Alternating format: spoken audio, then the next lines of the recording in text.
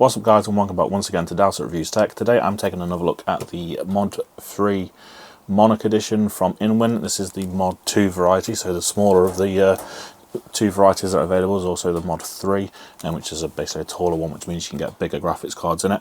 Now I have done a previous video on this, basically showing you what you get for this. I've done obviously the original Mod 3 walnut edition one. This is the Monarch, which comes in the acrylic sort of black, orange and white theme. And it's obviously a lot cheaper. If you need to see that video, go back and watch it and you'll see how much cheaper this is, and basically what the difference is. Basically it's the panel set is the big difference here. Like I say, it's acrylic and it's white, black and orange sort of themed. So basically what I'm going to do today is just show you over the build that I've done in this now. I have done a graphics card build in this, so I've got two of the mods put together, two of the modules put together. Obviously the standard only comes with one, so it basically would be an APU build, but this one they sent me another basically expansion to put on it and make it into a full-on gaming PC. Now it is a bit of a sort of what's the word I'm looking for, cheaper sort of, not high powered build as I did in the last one, which had the 7900 XTX in it, but this one I've got the 3080 in it, and I've just used what motherboard and processor I had left to build in this at the moment, which is a B550 I believe, and a B550 and a 5600G from AMD, so it is kind of a lower sort of level build, but it should be plenty enough for me to test this case. So what I'm going to do is show you around the case, show you around the build, and then basically we'll pop it, connect it up, and we'll do some testing with it, thermal testing, and see how it is with the panels on and with the panels off, both CPU and GPU, and then we'll basically wrap it up at the end. It'll be quite short, but I just want to show this case off. So as you can see here, this is the build that I've put together. It is all together now, assembled the two modules together and all the panels and everything on. So let's just quickly take you around the case itself. So you can see from the front, it's got sort of the frosted panels here, frosted acrylic panels with the orange accents. It's got some perforations for airflow on there. It's got your I/O, which is USB-C and two USB-A's and a combined audio jack. You can pop those off. They're literally just push pins. You won't be able to see much in there because that's the back of the graphics card sort of slot there, and then that one is obviously where all the motherboard and everything goes, but I'll turn it around and show you the rest of that in there in a second. Now, being an ITX, it is understandable it's going to be tight. Nothing's going to be straightforward really, but it is a pretty easy system to build in.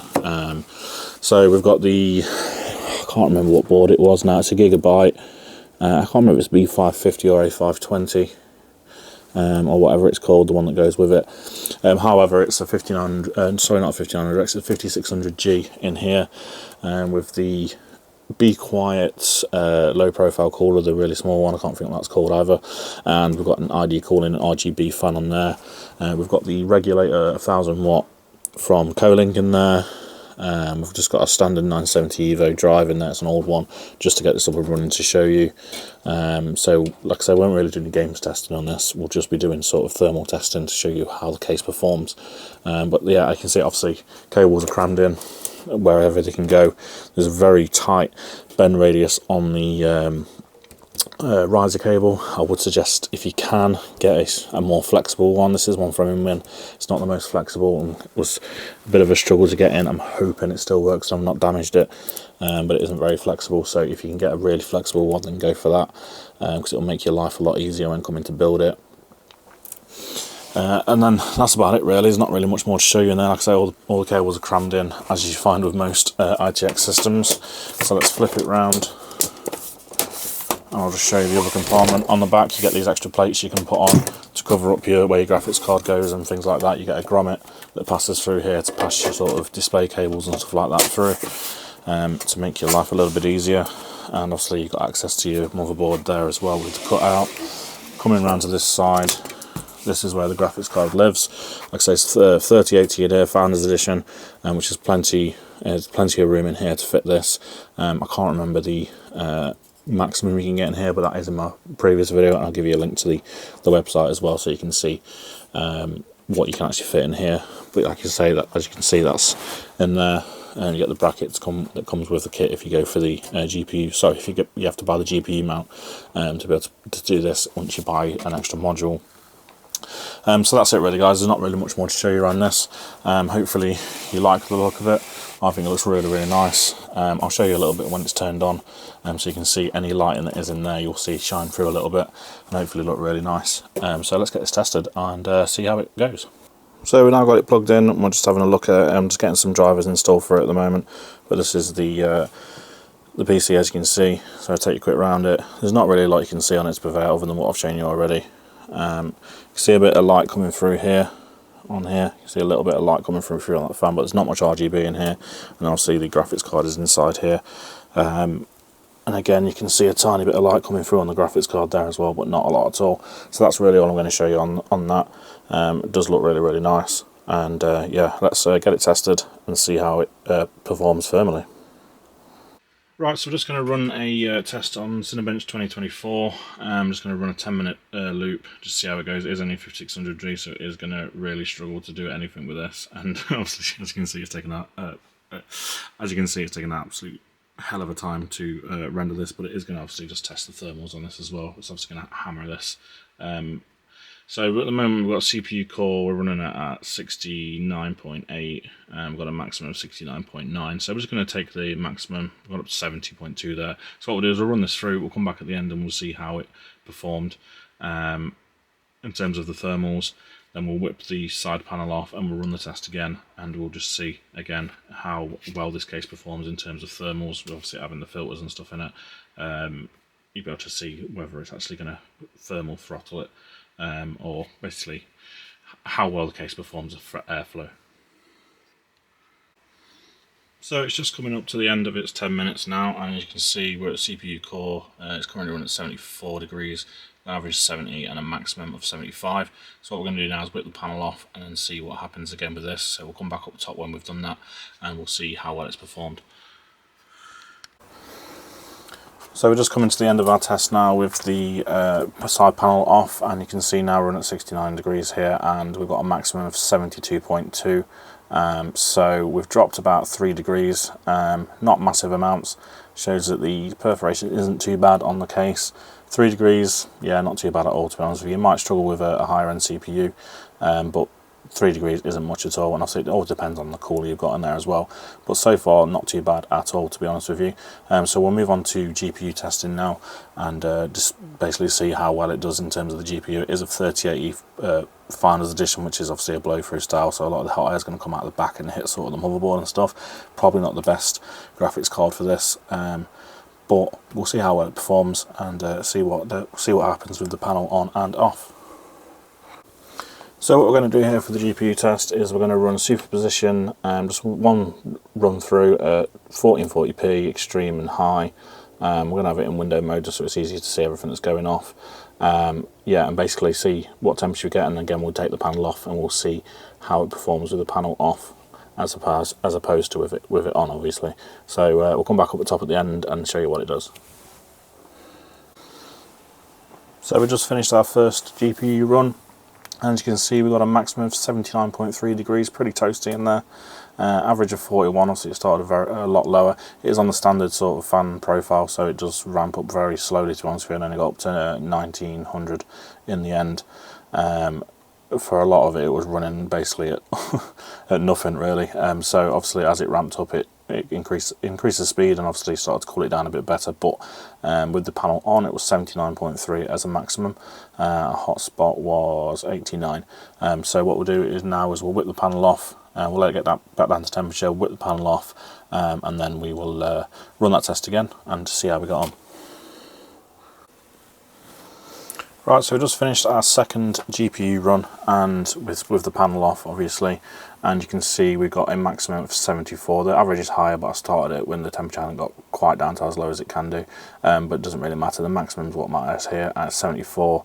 and hotspot 84, so about the same, but 74, it's dropped about 5 degrees there, so it's quite warm in there. The card can run quite warm as well, especially with being a blow through. Obviously it's got nowhere, the heat's kind of recirculating inside there, with it being an ITX system, which you'll find with a lot of ITX systems. But 74, yeah, dropped 5 degrees, it's not the end of the world. But yeah, basically I'd probably say this card isn't maybe the best suited for this sort of case.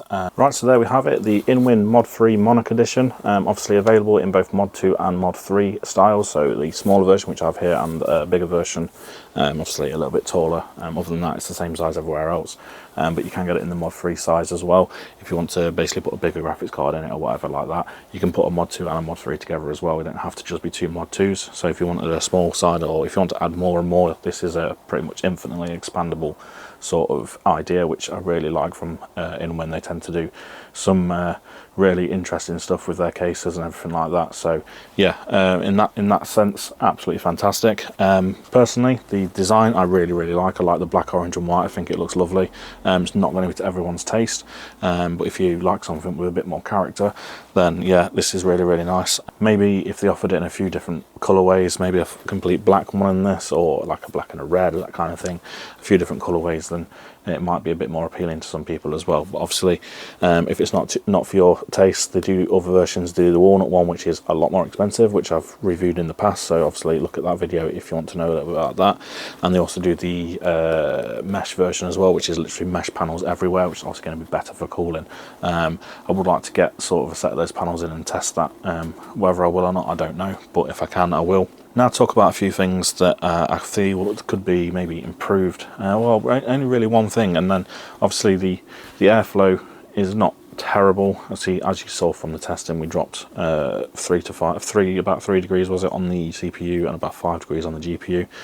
This GPU, like I said, probably not the best for this sort of case, but you do obviously get hotter components with ITX systems. It's just part and parcel of the type of case they are. They kind of recirculate the air.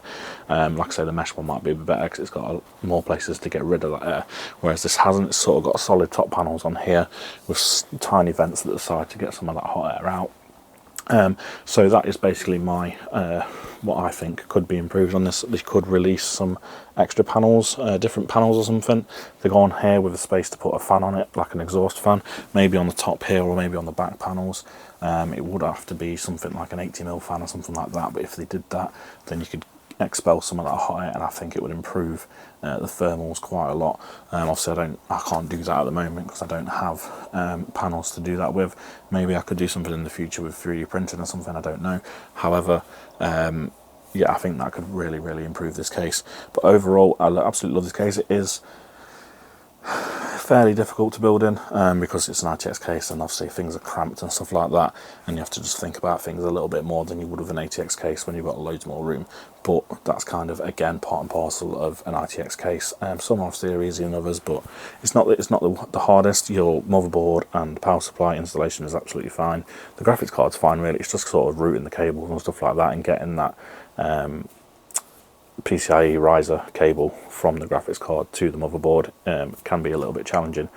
So if you're looking at doing this, then maybe see if you can get a really flexible one. I know they are out there, and that will make your life a lot easier.